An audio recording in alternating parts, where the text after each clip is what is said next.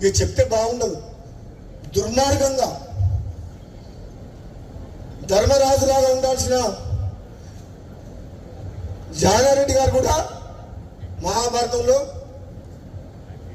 ధృతరాష్ట్రం పాత్ర పోషిస్తుంది. నాకైతే బాధ అనిపిస్తుంది.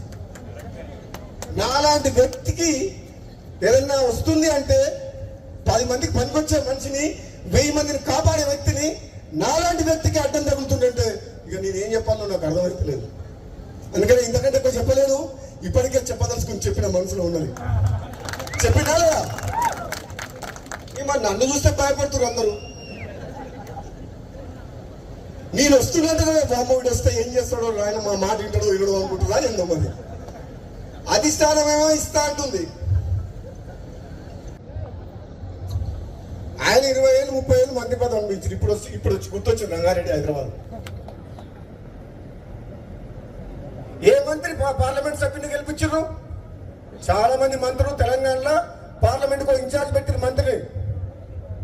కానీ భువనగిరి పార్లమెంట్ కు మంత్రి ఇన్ఛార్జ్ రాలే, ఒక ఎమ్మెల్యేగా ఇన్ఛార్జ్ పెట్టింది కాంగ్రెస్ పార్టీ. అన్ని పార్లమెంట్లకు ఇన్ఛార్జ్ మంత్రులను పెడితే మరి నిజంగా నాకే కెపాసిటీ లేకపోతే, నాకే ధైర్యం లేకపోతే, నాకే మంచి పేరు లేకపోతే, నేనే గెలిపించే శక్తి లేకపోతే ఎందుకు ఇన్ఛార్జ్ పెట్టింది నన్ను? అన్ని తెలంగాణ మొత్తం మంత్రులు ఇన్ఛార్జ్ పెట్టి భువనగిరికి ఎందుకు ఎమ్మెల్యేలు ఇన్ఛార్జ్ పెట్టిండ్రు అంటే గెలిపించే సత్తా ఉంది, ప్రజల్లోకి పోతాడనే కదా. మరి ఇచ్చిన వాటిని నిలబెట్టుకునే బాధ్యత ఎవరిది? మీరు ఇన్ఛార్జ్ పెడితే గెలిపించి ఇచ్చినవా లేదా సీటు? ఎవరిచ్చిండ్రు? ఆదిలాబాద్ గెలిచిందా? మహబూబ్ నగర్ గెలిచిందా? సికింద్రాబాద్ గెలిచిందా? మల్కాజ్గిరి గెలిచిందా? మేదక్ గెలిచిందా? కరీంనగర్ గెలిచిందా? ఈ మంత్రులంతా ఎక్కడ పోయిండ్రు? మరి ఎక్కడ? నేను అడిగేది ఓ దయా దాక్షిణ్యాల మీద మీరు ఎప్పుడు ఇస్తారా అని మేము ఎదురు చూస్తలేం.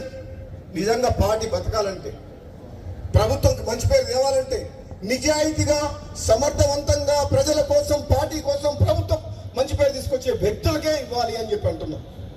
ఈ పైరవికారాన్ని పక్కన పెట్టాలి.